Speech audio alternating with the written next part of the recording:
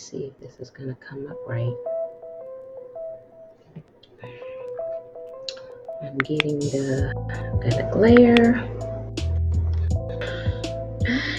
And okay, so let's see. I'm not really sure how this is showing up on your end. They've got this new way of streaming the live video, and I am not seeing, it's not like on my end, I just see myself down in the corner. I don't see the full,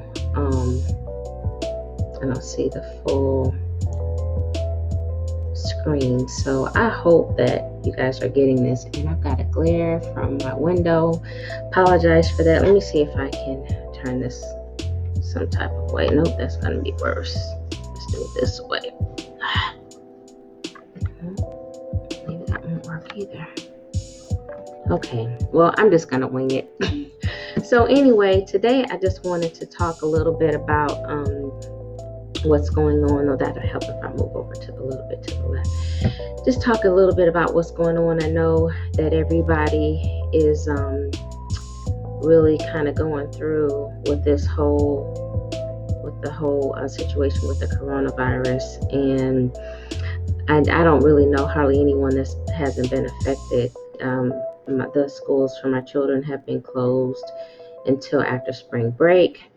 The blessing for me is that I already had a job working from home, and so I'll continue to work from home. But in terms of my field work, I have to figure out how I'm going to handle that.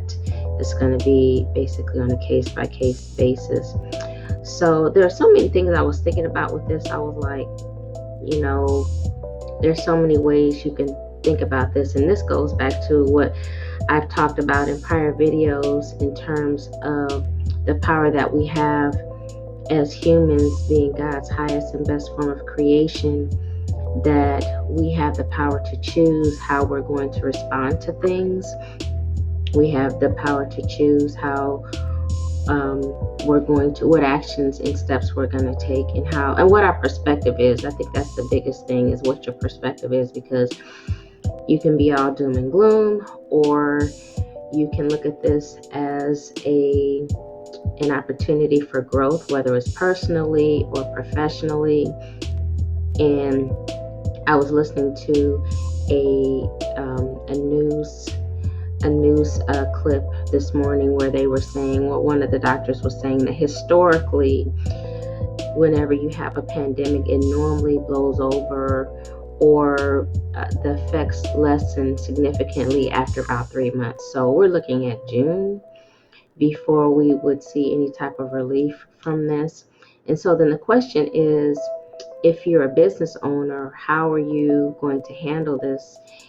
And of course, I've heard a lot about what we should be doing as individuals, and I think we've all done the best that we can to prepare. But I haven't heard a lot of talk about businesses other than the effects that it's going to have in terms of closures and layoffs, and maybe some people losing their jobs. But I think that if you're a business owner, you can look at this a different type of way, and that would be, how can you use your talents to serve the public in a different way? So for starters, like, I know that myself, I'm going to be probably a little bit more hesitant to be going out to eat, and I'm probably going to eat more from home.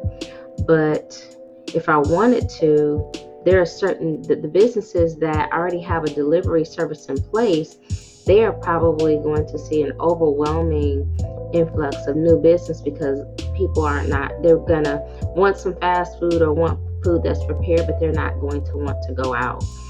So I see a lot of businesses that already have that infrastructure in place, or the businesses that are flexible enough to implement a delivery service. Those are the businesses that are going to thrive and survive from now until this blows over in the summer. And I was thinking about this too in terms of Amazon. I'm sure Amazon is probably going to have a lot more business because people are going to prefer to have certain things delivered instead of going out and picking it up. And so they may need more employees. So the people that have lost their jobs or are laid off from one form of work, they may be able, if they're flexible, they may be able to find other opportunities and other forms of employment, even temporarily, with those businesses that are going to need more hands on deck, more personnel, more management to be able to deliver more and provide more services that way. And I was thinking about also, like, in the people that already have ways of operating their business remotely, like my daughter's tutor, she's already tutoring her once a week by Zoom. And so I would not put it past her. I would think that she probably, just to protect herself and her children, but to keep her business running, she would probably ask, many, if not all of her students to try to set up something where she can tutor them remotely versus tutoring them, face to face. Because when you're tutoring, you're in very close proximity with someone. And so I was thinking about that. I thought about the fact that I have another appointment with my dermatologist, and that's definitely close proximity. So what I'll probably be doing with that is I will probably reschedule that. And so, because she's definitely, right there, we're definitely in close proximity when she's working on my face. And so if I don't see you guys, I apologize. I've got to get used to this thing. I can't see anything. I can't see who is viewing. I can't see if anyone's making any comments. So I'm going to have to get up to speed on this new platform. Oh, wait a minute. I think I see something now. Okay. Oh. Alrighty. So I think I might be in a little bit better position on this. Forgive me for the quality of this video up to this point. So anyway, so I was talking about the fact that my dermatologist, she probably may have a lot of people that may cancel or reschedule, but if she can endure and persevere through the time period of the peak crisis, then she'll probably get a ton of business after this blows over. People rescheduling, the people that canceled, or the people that delayed, like myself. I'm just going to reschedule further into the summer, people like me. So she'll probably be really busy catching up. So you can look at this a couple ways. The bad news is that it appears that this is gonna be a little bit of a long haul.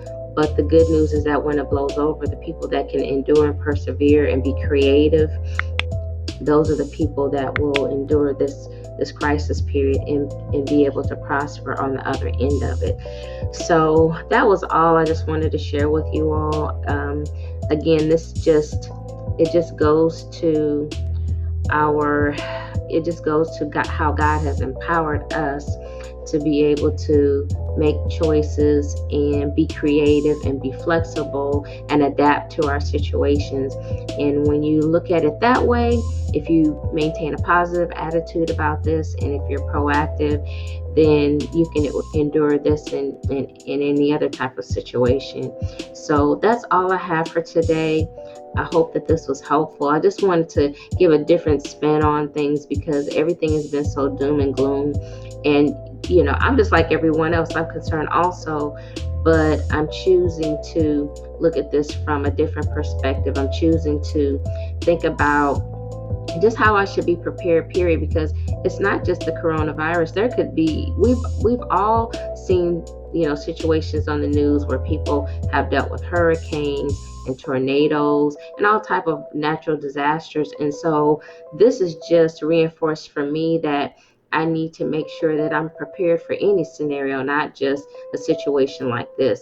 And so on the other end of this, I'm going to really take inventory of my preparation so that if something else happens, then I'll be prepared. I'm praising God that I've never been in a serious situation. I mean, I have dealt with a hurricane before, but at that point, that was early, my first year of college, and I didn't have any children, and so it was just me, and so it was a lot easier for me to get my things and relocate. But when you have children, and especially if you have a child with special needs like I do, then you really have to be more proactive in terms of preparing for any type of scenario. And so I just would want to encourage everyone that right now, yes, you have to think about the urgent needs that you have right now, but also think about how are you going to make sure that you're prepared for anything in the future, whether whether it's going to affect your career or your business or just your personal life.